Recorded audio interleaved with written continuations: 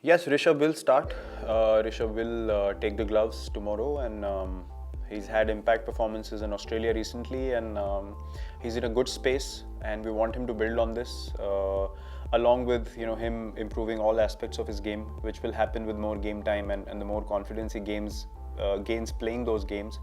So yeah, that's how we look at Rishabh. He's come along very nicely after the IPL. He came to Australia.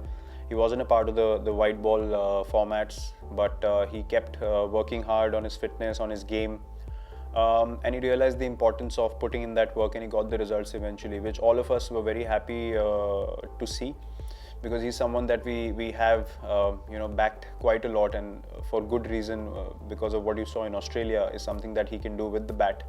And that brings in a lot of value to this team, and he will continue to be back because he's an impact player, and along with his hard work, he can definitely be a very, very consistent match winner for India, and someone that the opposition would definitely be wary of every time they play against India. Not really, in this Australia series, we didn't speak about winning because of the World Test Championship. I think it's a byproduct of you doing well as a team anyway. So there's no point adding extra pressure as a team.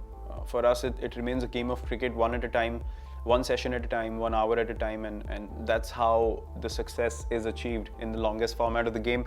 Maybe in New Zealand we did discuss it a bit, and that could have added extra pressure on us to do everything so precisely, and we ended up being under pressure a little bit. But from Australia onwards, it was all about following a good process, preparing well, going out there and just understanding the situation and making sure that we play according to the situation. So no point thinking about something that's still months away.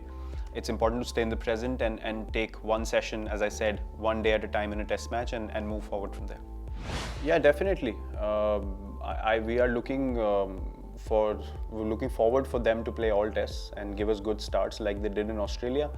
And something, if you look at the test that we won, was the reason behind us, being in very strong positions because of the kind of starts we got. So that's in Test cricket. That's a very, very important factor, and Rohit and Shubman both provided us with that.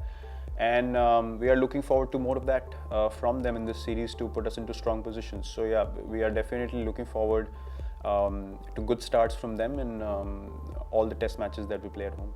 Well, the last time around when we played England at home, we outbowled their paces, which was, if you ask me, the very beginning of the dominance of this fast bowling group. Obviously, Shami and Umesh are not there, but I think Jassi is someone who will be very keen to start off at home in our own conditions as well, because he understands these pitches very well, and his skill sets will be very, very handy on this pitch. Along with guys like Ishant, Siraj, all of them bowling so well. So it's exciting to know that you have so many options and people who are bowling really, really well at the top of their games, and something that as a captain you're very, very pleased to see, and very excited for them to start off in this series very strongly against England tomorrow. Well, bowling combination obviously will try to give us as many options as possible, along with guys having the ability to contribute with the bat. That's been the pattern for success for us in home conditions over the last few years, and that continues to be the case this time around as well. The pitch is a normal Chepauk pitch, quite a nice batting track with spinners getting assistance eventually in the game. But the track is good enough for the fast bowlers to stay in the game also. So it's generally a good cricketing wicket. Something that we saw in the last series that we played against England. The pitches were quite good, and they were good for cricket overall. And the matches were not won inside 2 days or 3 days. They went the distance most of the times, and yeah, it was a hard grind, but something that we as a team enjoy doing, and an example of which you saw in Australia recently as well. So yeah, the combination that we have played in the past, where guys can bowl and bat as well, is something that's going to be at the forefront of our plans.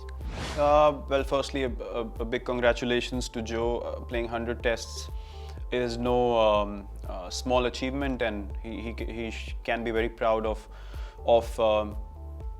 being in this journey and still continuing to do so. He's got many years of cricket still left, so a huge congratulations on that.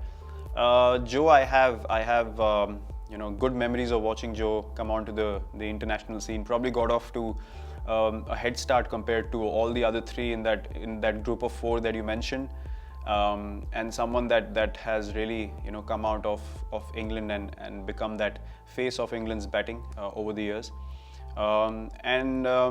Yeah, look, the talk of Big Four and all that, I think all that is created by the media. You understand that as international cricketers, you understand impact players when you see them, and Joe's been one of them for a while now. And as opposition, you always try and disrupt the opposition's batting plans. And Joe is always, when we play England, is that vital wicket that we look to get early on in the innings, and that's a compliment to his game, to the longevity, to consistency over so many years. He's got a great game, understands situations really well, and keen understanding of the game. We have spoken a bit more in the last couple of series that we played than we have in the past.